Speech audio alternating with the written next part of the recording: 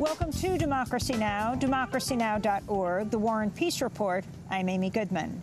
Iraqi, Kurdish and U.S. forces have launched a massive operation to retake Mosul, Iraq's second-largest city, which was seized by the self-proclaimed Islamic State in June of 2014.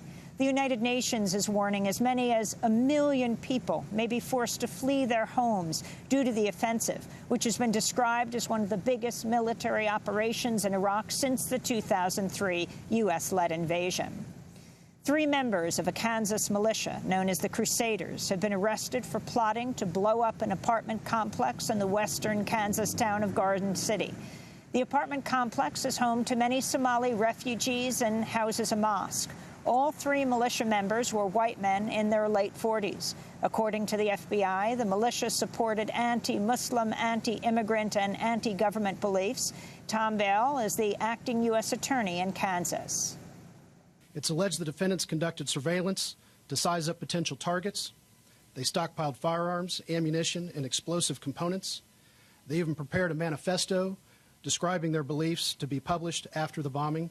These charges are based on 8 months of investigation by the FBI that is alleged to have taken the investigators deep into a hidden culture of hatred and violence. Many Kansans may find it as startling as I have that such things could happen here. The FBI, which had an undercover agent in the militia, said the men were planning to carry out the attack on November 9th, one day after the presidential election. Local Somali residents responded with shock to the arrests. I'm here in the United States like 15 years now. I never meet any problem except today when I had this information, and it makes me shocked and scary. In climate news, nearly 200 nations have backed a legally binding deal to cut back on greenhouse gases used in refrigerators and air conditioners. Hydrofluorocarbon, or HFC gas, can be 10,000 times more potent than carbon dioxide in trapping heat in the atmosphere. Gina McCarthy, the head of the U.S. Environmental Protection Agency, praised the deal. If you look at it, we are going to achieve somewhere in the order of 80 to 90% of the emission reductions from these chemicals. It is staggering what this will achieve. We're talking about an amount that's comparable to thousands of coal-fired power plant emissions. It's amazing. WikiLeaks is continuing to publish more emails from the account of John Podesta, the chair of Hillary Clinton's presidential campaign. One newly published email revealed Clinton privately bashed environmentalists opposed to fracking and the Keystone XL pipeline. During a meeting with the Building Trades Union in September 2015, Clinton said the environmentalists should, quote, get a life. Republican presidential nominee Donald Trump continues to claim the election has been rigged, alleging the media is conspiring with Hillary Clinton to defeat him. You see what's happening? The process is rigged. This whole election is being rigged.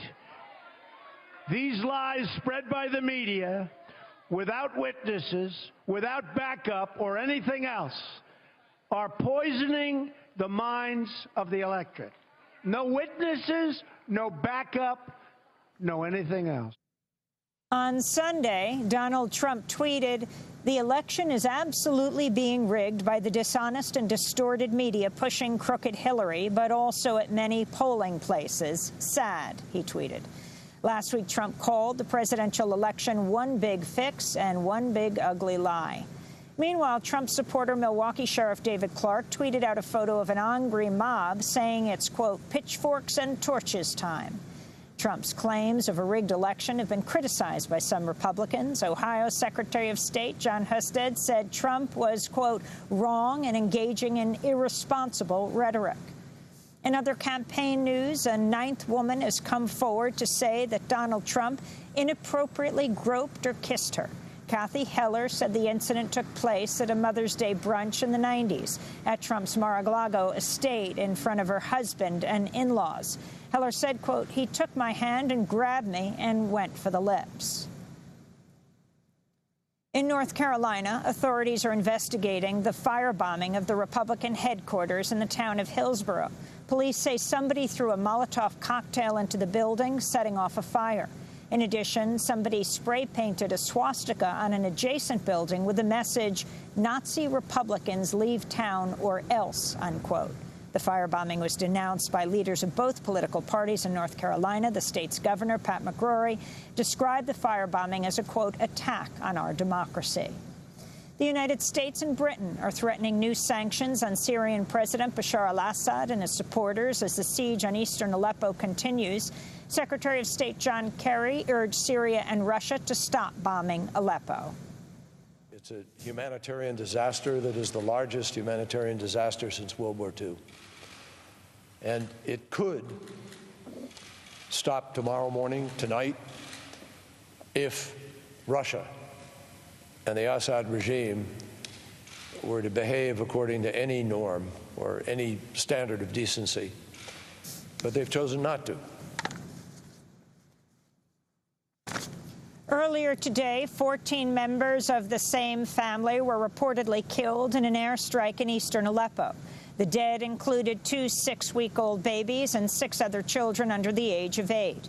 Meanwhile, Doctors Without Borders is reporting that 4 hospitals and an ambulance in East Aleppo were bombed on Friday, making it one of the worst days yet for the city's collapsing healthcare system.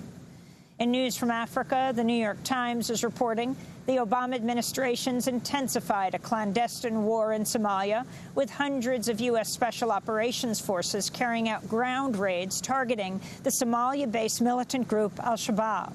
The U.S. is also carrying out drone strikes inside Somalia. Last month, a U.S. airstrike accidentally killed more than 20 Somali soldiers. In northern Brazil, more than 25 prisoners have reportedly died during what's been described as a fight between factions inside an overcrowded prison.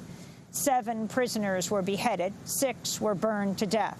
Brazil has the 4th largest prison system in the world, behind the United States, China, and Russia. Kalief Browder has died at the age of 63. Her son, Kalief Browder, committed suicide in 2015 after spending 3 years at New York's Rikers Island jail without trial, after he was accused at the age of 16 of stealing a backpack. The family's lawyer, Paul Prestia, praised Vanita for tirelessly fighting for justice for her son, Kalief. He said, quote, "The stress from this crusade, coupled with the strain of the pending lawsuits against the city and the pain from the death, were too much for her to bear. In my opinion, she literally died of a broken heart," he said. In sports news, NFL quarterback Colin Kaepernick started his first game of the year for the San Francisco 49ers on Sunday. Before the game, he continued his protest against racial oppression and police brutality by kneeling on one knee during the pre-game national anthem. After Sunday's game, Kaepernick defended his actions, which have sparked similar protests across the country. I don't understand what's un-American about fighting for liberty and justice for everybody, for the equality that this country says it stands for. You know, to me, I see it as very patriotic and American to uphold the United States to the standards that it says it lives by. You know, that's something that needs to be addressed. And those are some of the headlines. This is Democracy Now!, democracynow.org, The War and Peace Report. I'm Amy Goodman.